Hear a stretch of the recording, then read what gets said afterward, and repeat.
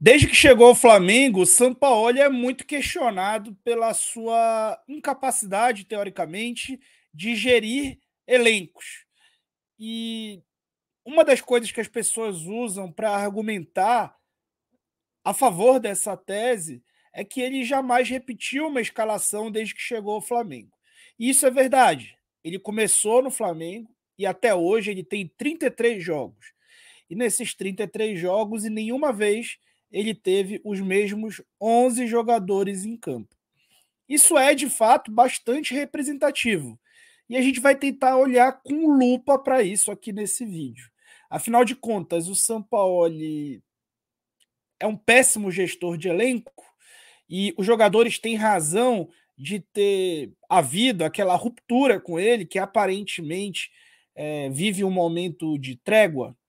Bom, a gente vai explicar aqui nesse vídeo, analisando o contexto de cada fase do trabalho do Sampaoli. Então vem comigo falar sobre tática, sem tatiquez. Será que o Sampaoli muda mais do que deveria? Qual que é o impacto dessas 33 escalações diferentes no time? Bom, primeiro vamos fazer um apanhado geral. O Sampaoli tem 33 jogos e iniciaram jogos com ele 25 jogadores. Teoricamente, quase o elenco inteiro, fora o Rodrigo Caio, teve oportunidade de iniciar jogos. E 3 jogadores desses 25 que iniciaram jogos saíram do time. Vidal, Matheus França e Marinho, que em algum momento iniciaram jogos com o Sampaoli. Vidal e Marinho, inclusive, iniciaram a estreia do Sampaoli e muito se imaginou que ele iria iniciar o seu trabalho a partir daí. Tendo em vista que no primeiro trecho do trabalho do Sampaoli, 3 caras que iniciaram os jogos não estão mais no clube, esses 33 jogos já diminuem bastante, porque ele nem poderia repetir uma vez que os caras não estavam no clube. E aí, se a gente for olhar os caras que chegaram ao clube, Alan, né, especialmente Luiz Araújo e Bruno Henrique, que é um titular absoluto dessa galera, isso diminui um pouco mais a amostragem. Mas vamos tentar entender um pouco além. Nos 33 jogos, aqui está o aproveitamento de cada um dos atletas ao longo do período. De todos os jogadores do Flamengo, o Fabrício Bruno é o cara mais utilizado como titular. Ele entrou como titular 29 vezes, o que dá 88% das vezes. O Gabriel, que hoje é titular absoluto, é só o terceiro. E o Wesley, logo em seguida, é o segundo. A gente vê aqui no lado esquerdo, nesse quadrante do lado esquerdo, os 11 jogadores mais utilizados por ele desde o início do trabalho. E do lado direito, a gente vai até identificar alguns titulares absolutos que hoje já não fazem tanta parte. E a gente vê os caras que menos foram utilizados. Alan, Varela, Luiz Araújo e Pablo. Varela e Pablo, de fato, tem bastante do que reclamar. Rodrigo Caio, então, muito mais motivos para reclamar de fato. Mas vamos dividir em 3 esse trabalho. Nos primeiros 11 jogos, vamos entender quem que jogou mais. Nos primeiros 11, o único cara que jogou todos os jogos foi o Fabrício Bruno. O Bolt, o Papaléguas da Gávea. Logo em seguida, o Gabriel com 91%, o Thiago Maia, que não tinha nem tanta opção para ele, 91%, e o Ayrton Lucas eram titulares absolutos. Assim como o Léo Pereira, o próprio Wesley, o Pedro e o Gabigol.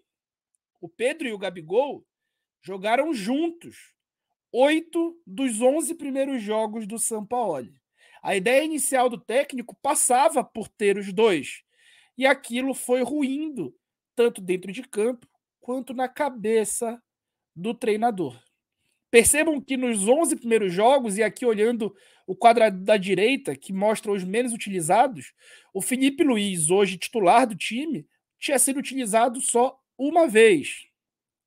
O Vitor Hugo, hoje também um dos titulares do time, 3 vezes. O Arrascaeta estava voltando de lesão, tinha sido utilizado só 3 vezes. E o Matheus Cunha acabava ganhando a posição no fim daquele primeiro ciclo. Então, se você olhar o início do trabalho para hoje, o time mudou bastante. Basta você olhar que o Cebolinha e o Santos estão entre os mais utilizados.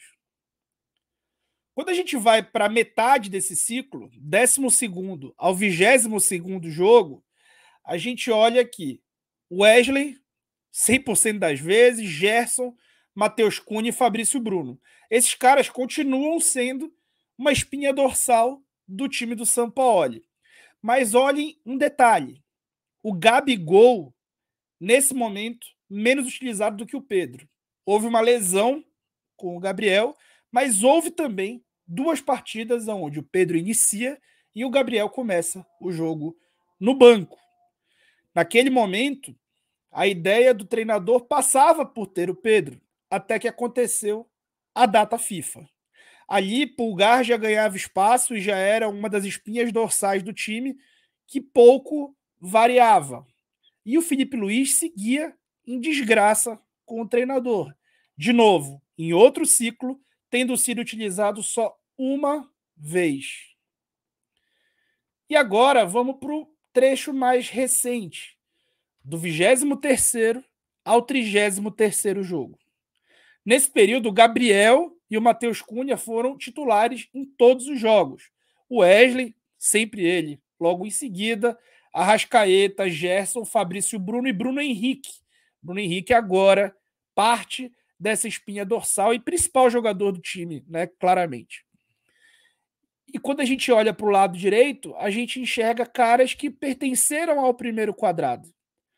Pedro, Cebolinha, Pulgar por conta de lesão, Ayrton Lucas.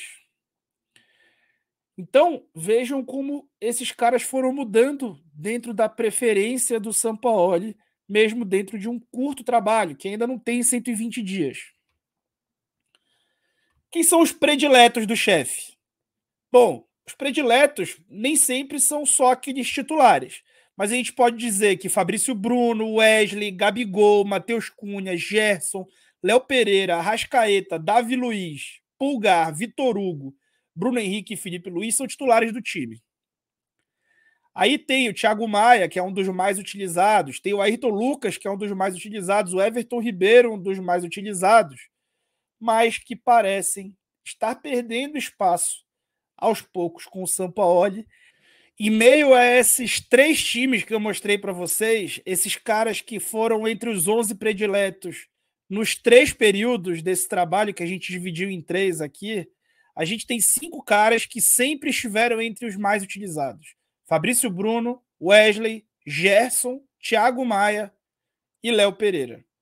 Esses caras continuam sendo bastante queridos, mas alguns deles, como por exemplo o Thiago Maia, já vem sendo preterido em alguns jogos.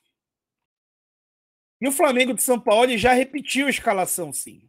Na verdade, teve só uma mudança na escalação dos 2 últimos jogos, que foi o Varela, que foi escalado no último jogo, no penúltimo jogo, por conta da suspensão do Wesley contra o Grêmio, e que acabou se lesionando em seguida. Mas todo o resto do time foi o mesmo que enfrentou o Grêmio. Nesse momento do trabalho, o Sampaoli aparenta finalmente tentar trazer uma estabilidade para o time. Estabilidade essa que certamente não foi ganha com tantas mudanças. E as mudanças elas aconteceram num ritmo não de rotação de elenco, elas aconteceram de fato e a gente pôde ver, dividindo o trabalho em 3 terços, que as mudanças aconteceram no ritmo de desistência de atletas. E aí, quando é dessa forma, de fato, o técnico perde muito da capacidade de mobilização do grupo. Então, o Sampaoli tem responsabilidade, sim, na insatisfação do elenco. Não é porque o elenco também erra ao entrar desmobilizado nas partidas que o Sampaoli não tem erros também. De fato, entrar num time no meio de uma temporada e não estabilizar minimamente o trabalho, durante 2 terços, pelo menos, desse período, não contribui tanto assim para a formação de um entrosamento mínimo. E, da mesma forma, tentar romper com isso abruptamente entregando tudo à vontade dos atletas, que é o que aparenta estar acontecendo nesse momento, também não aparenta compensar tão bem aquilo que já foi desequilibrado no início. Jogadores que antes começavam jogando, hoje são absolutamente escanteados, como é o caso do Cebolinha, por exemplo. E outros que eram escanteados no início, agora sem mérito, passam a ser titulares absolutos, como, por exemplo, o Felipe Luiz.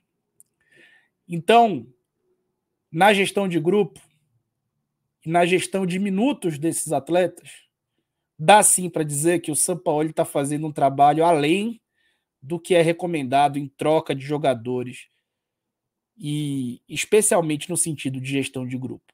Taticamente, não vejo tanto problema nas trocas, afinal de contas, por posição, os jogadores são treinados da mesma maneira. Mas a parte anímica, de confiança, prejudica e acaba minando também o mental dos atletas. O Sampaoli precisa mudar nesse aspecto, especialmente por ser meio de temporada. E talvez agora seja tarde, porque seja entregar e perder de vez uma voz de comando. Aparentemente, a ansiedade do técnico, claramente ansioso, que anda de cá para lá, daqui para lá, em toda a área técnica, também se transmite para as suas ideias, digamos assim, instáveis ao longo do período. Sampaoli é um ótimo técnico em termos táticos, mas precisa evoluir sim na gestão de pessoas. Tá bom? Qual que é a tua opinião? Deixa o teu like aí, se inscreve no canal, que eu fui.